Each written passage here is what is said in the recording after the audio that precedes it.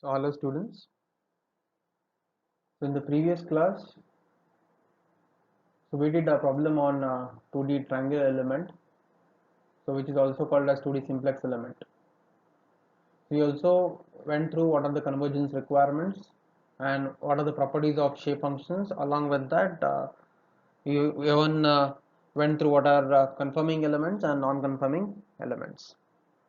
So what we'll do in today's class is we'll see what is the strain energy for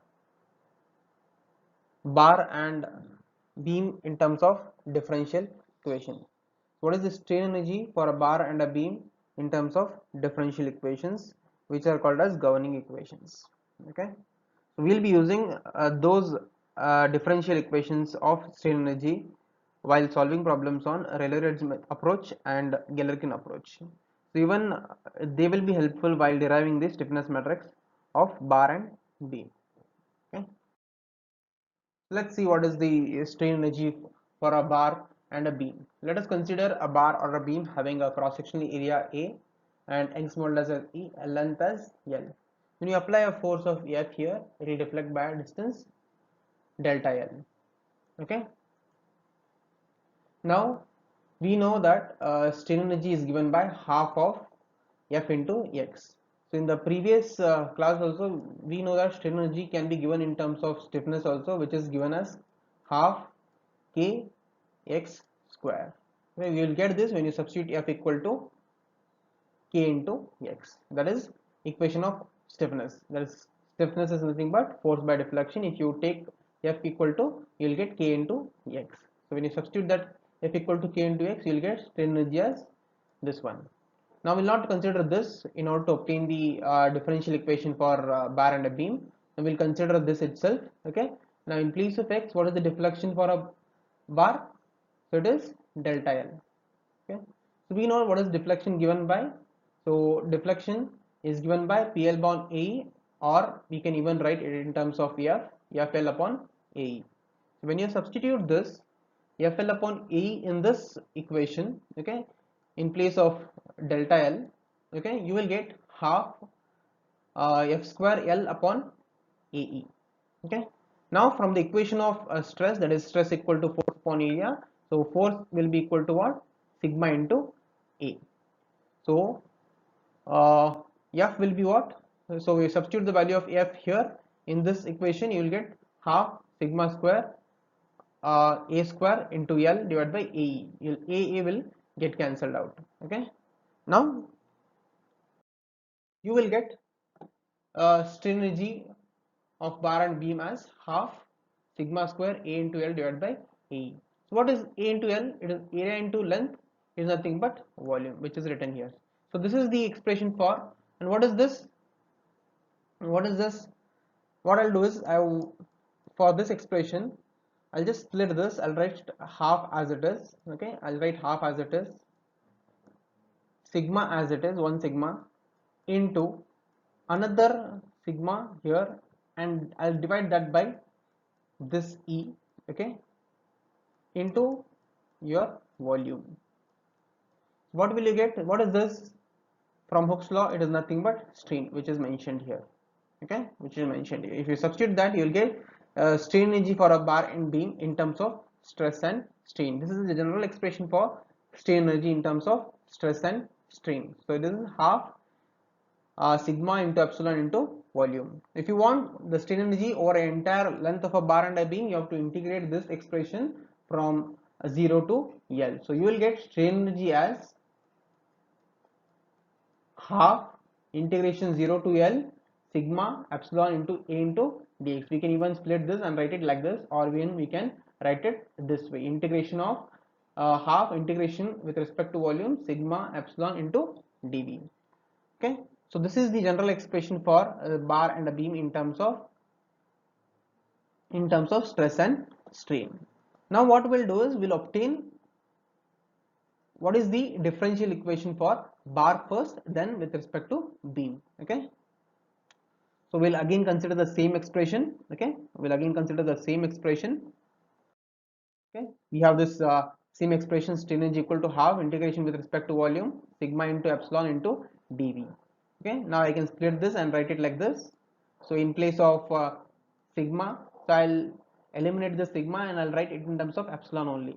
So I'll substitute in place of sigma, you're applying your Hooke's law, epsilon into E. So what will you get? Half integration 0 to L epsilon square E into A into dx. Now for a given bar, what is the strain? So you know that for a bar there is displacement only in one direction. It is having only 1 degree of freedom per node. What is displacement in x direction? We have seen what is the expression for strain in x direction while discussing strain displacement relations. That is given here. That is epsilon equal to w upon w x. Substitute that in this expression, you will get the differential equation of a bar. Okay, differential equation of a bar, that is strain energy equal to half integration 0 to L E into A w upon w x whole square into dx. So we'll be using this equation while solving problems using Rayleigh-Ritz approach or Galerkin approach. Okay, so whenever we are writing a potential energy function, right, pi equal to strain energy plus work potential, there while writing strain energy, this is the expression for problems on bars. So this is the differential equation which will consider as a strain energy, okay, for bar. Similarly, we will obtain what is the differential equation for beam. Okay, now this is the differential equation for a beam. So in order to obtain, again we'll consider the same expression, that is half integration 0 to L sigma into epsilon dx into dE. So here what we'll do is we'll substitute epsilon equal to sigma by E. So epsilon equal to sigma b. What will you get? Half integration 0 to L, okay, 0 to L, then sigma into sigma by E, okay, and dx into dA as it is, dx into dA as it is. So sigma into sigma is sigma square. Now from bending moment equation, sigma equal to, that is bending stress equal to my by I. Substitute that in this equation. So in place of sigma, you will get half integration 0 to L m into y divided by I whole square into 1 upon E. 1 upon E is there here. So dA into dx. Okay. Now you just split this, m square y square divided by I square into E dA into dx. Now from your first year engineering mechanics, you have learned that the moment of inertia is given by y square into dA, which is written here. So substitute y square into dA as I. So you will get this expression. I will cancel out. Okay. Now in place of m, you substitute this bending moment equation for deflection. So m equal to d square y by dx square into EI. You substitute that here, you will get here half integration 0 to L d square y by dx square whole square and this square and this square. Let me just strike off this. Now this one I EI and this one EI will cancel out, and this is what is remaining, which is nothing but differential equation for a bar in terms of strain energy. So this is the strain energy equation for beams. So this equation you will be using while solving problems on beam on Rayleigh-Ritz approach and Galerkin approach, and also you will be using this while deriving stiffness matrix for bar and beam. Okay, bar and beam. These are your differential equations, or they are also called as governing equations for bar and beam. Bar and beam.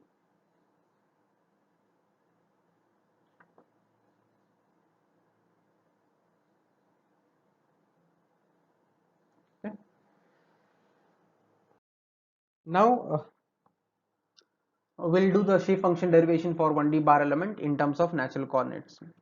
So in the previous class, you have studied what is the shape function for 1D bar element in terms of global coordinates. Same we'll do it now with respect to other coordinate system, that is natural coordinate system.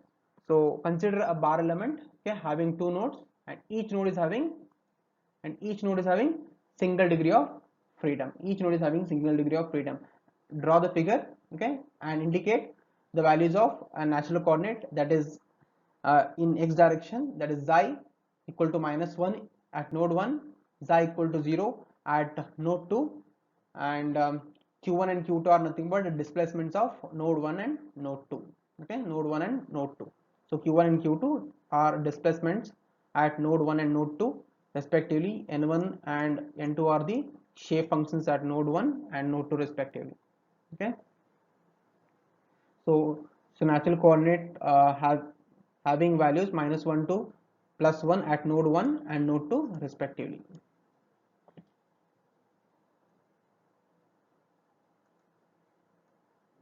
X1 and X2 are nothing but distance of node 1 and node 2 from origin. So these are with respect to the global coordinate, and x2 minus x1 is nothing but the length of the element. Okay, now again as we assumed the polynomial function u equal to a naught plus a1x when deriving the shape function in terms of global coordinates. In the same fashion, in place of x, so what is the uh, coordinate in place of x in terms of natural coordinate? It is xi. So same again, your field variable u will be equal to a naught plus a1 xi. Again we need to obtain the boundary conditions a naught and a1, okay, as we did in this case. Okay, so in order to obtain this, what we require boundary conditions. So let's see what are the boundary conditions at node 1. Okay, at node 1, what is your field variable? U is equal to q1. So when u equal to q1, what is the value of xi at node 1? It is -1. So when you apply this boundary conditions, you will get this expression. You can see here, so in place of u, q1, in place of xi, -1. So you will get this first expression a. Similarly, what is the second boundary conditions at node 2? U equal to q2, and at u equal to q2, xi equal to +1. So value of xi is equal to 1 at node 2. So when you use this in this equation, you will get the second expression, that is q2 equal to a naught plus a1. When you solve these two equations simultaneously, when you strike off this, you will get 2a naught. So 2a naught, so here q1 plus q2 you will get. So what is the value of a naught now? So a naught is q1 plus q2 divided by 2. When you substitute this uh, value of E naught in either one of these equations, you will get what is A1. So let me substitute this in equation A. So what will you get? Let me erase this. So here I'll write this Q1, okay, your first equation. So this is your A naught minus A1. So I will take this A1 on the other side and Q1 on this side. So you will get A1 equal to, so Q1 plus Q2 minus, I will take the LCM, that is 2 q1. Yeah, I'll take this on the this side, so I'll take LCM, it will be 2q1, or else you can directly take this 2 on this side, a this side, and a1 this side, in 2q1 on the other side. That also you can do it. Okay, and divided by 2, divided by 2. So simplify this, you will get a1 as q2 minus q1 divided by 2. So these are the values of a naught and a1. Substitute these values of a naught and a1 back in this equation. Okay, back in this equation. Okay, so these are the values of a naught and a1. That is a naught equal to q1 plus q2 divided by 2, and a1 is q2 minus q1 divided by 2. So when you substitute that in equation 1 and take common, I'll take common q1. If I take common q1, what will I get? So 1, okay, here 1 I'll get, here minus xi I'll get, divided by 2. So this is 1.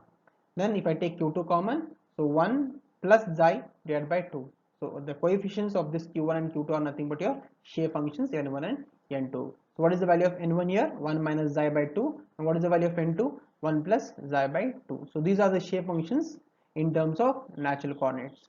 What were the shape functions in terms of global coordinates? N1 was x minus x2 divided by length of the element, and n2 was x1 minus x divided by length of element.